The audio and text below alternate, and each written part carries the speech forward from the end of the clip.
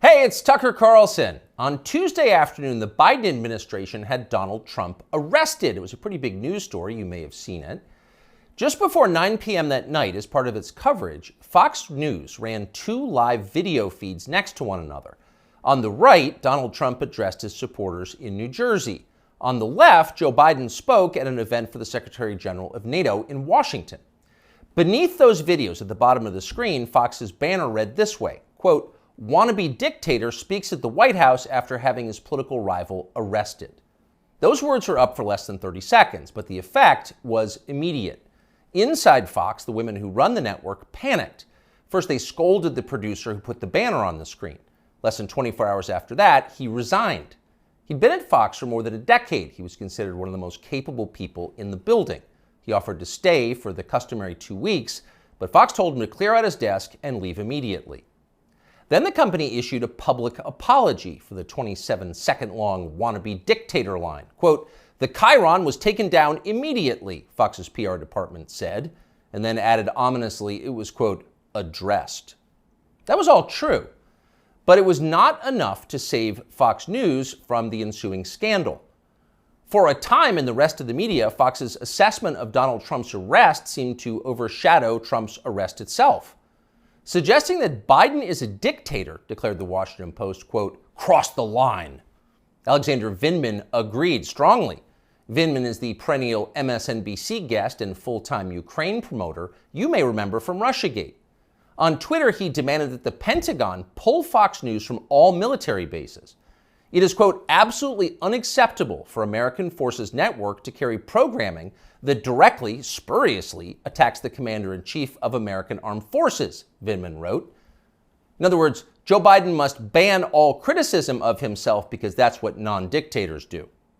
John Cusack went further still.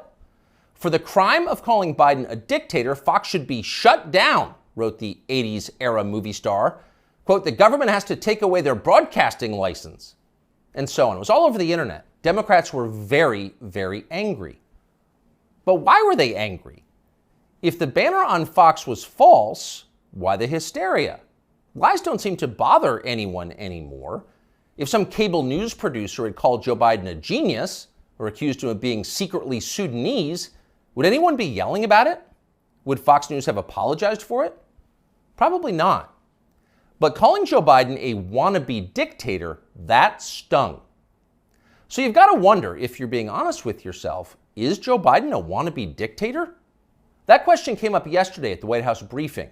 Here's how it went. Last night, Fox News ran a chyron that referred to the president as a wannabe dictator, and I'm wondering if the White House has any comment on that. So look, there are probably about 787 million things that I can say about this that was wrong about what we saw last night, but I don't think I'm going to get into it. There's no comment the White House has on. I think I just commented. Oh, no comment necessary. Of course Joe Biden's not a wannabe dictator.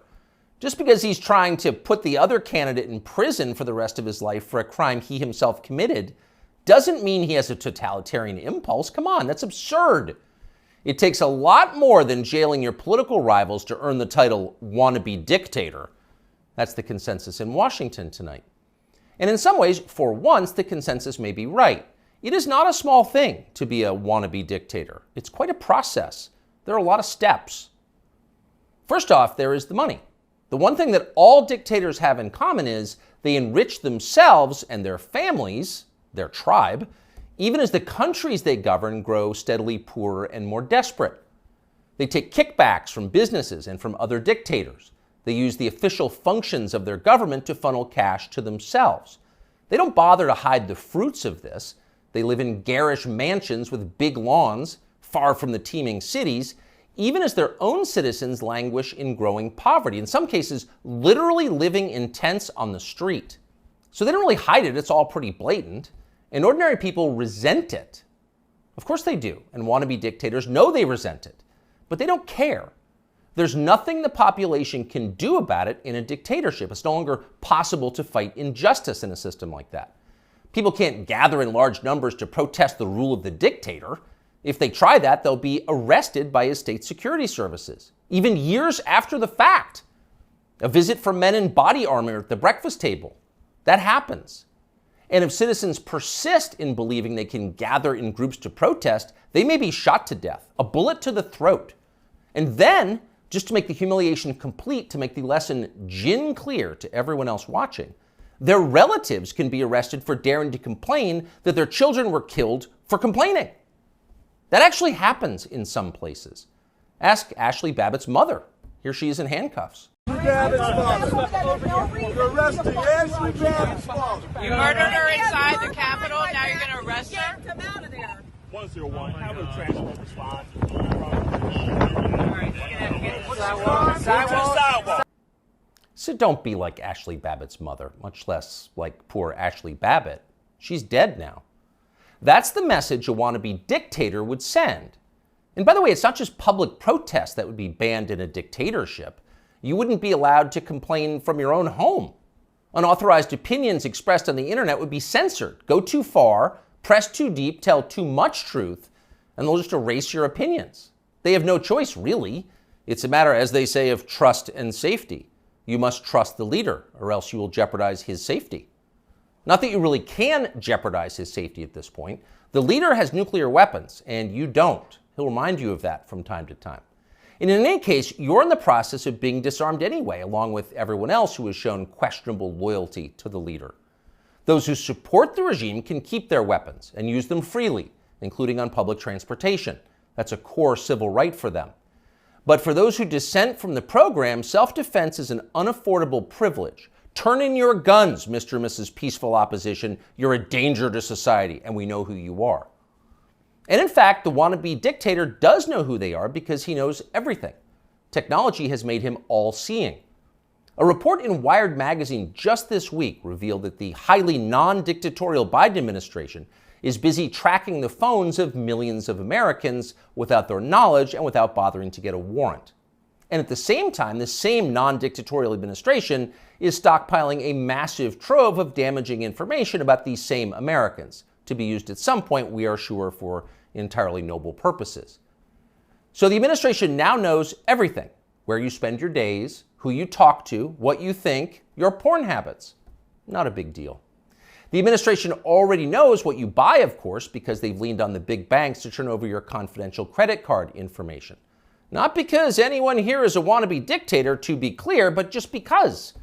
It's nice to have that information, just in case, in the words of the Fox News PR department, a situation arises that needs to be, quote, addressed. It's all totally normal. It's not a dictatorship, okay? But in the end, the main reason you know Joe Biden is not a wannabe dictator is because he just does not fit the profile as a man.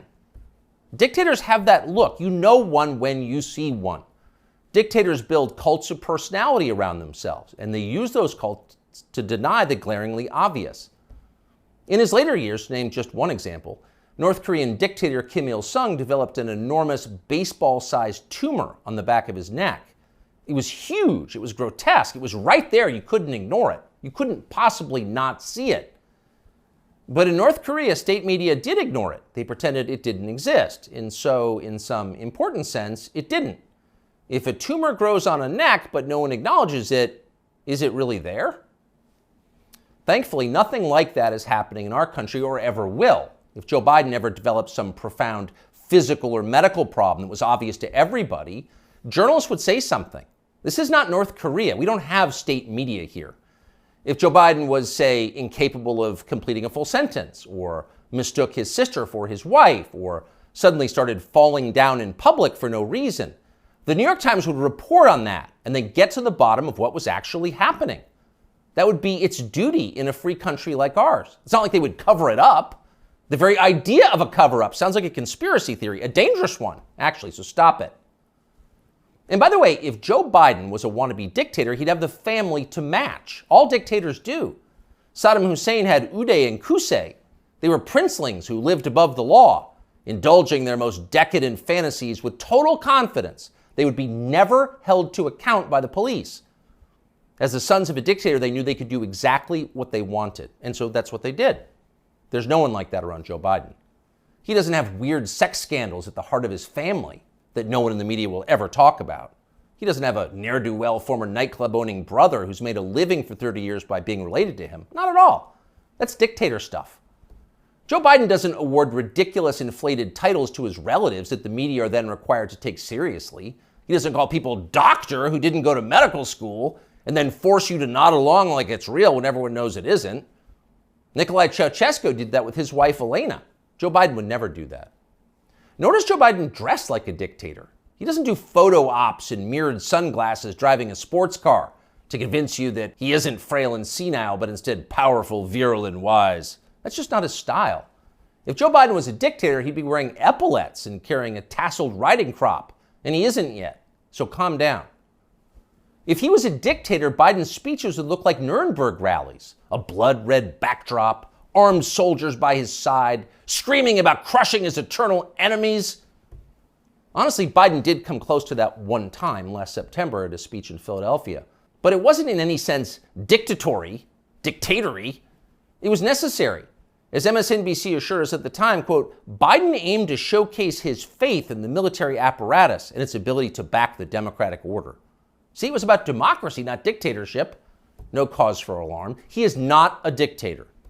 A dictator would stockpile ammunition for his own bureaucrats, including his tax collectors. He'd redefine the legal code to make disloyalty to the regime the most serious crime. He'd claim dominion over the most intimate parts of his citizens' lives. He'd define what attitudes they were allowed to have about sex and religion and how to raise their families. He would even, in his final grandiose stage of dictatorship, claim ownership of their children. And Joe Biden wouldn't do that. And to prove he would never do that, Biden just this week released this video. These are our kids. These are our neighbors. Not somebody else's kids, they're all our kids. And our children are the kite strings that hold our national ambitions aloft. It matters a great deal how we treat everyone in this country. LGBTQ Americans, especially children, you're loved, you're heard, and this administration has your back. See?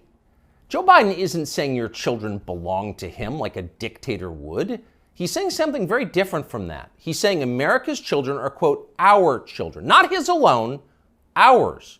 You share your children with Joe Biden evenly, right down the middle, with alternating weekends. You've got joint custody with Joe Biden, and you can thank heaven that you do. A nation is like a family. Every family has a head, a father. That's Joe Biden, our nation's father. And this, ladies and gentlemen, is now his fatherland. Just don't call it a dictatorship, or we'll have to issue a statement disavowing you.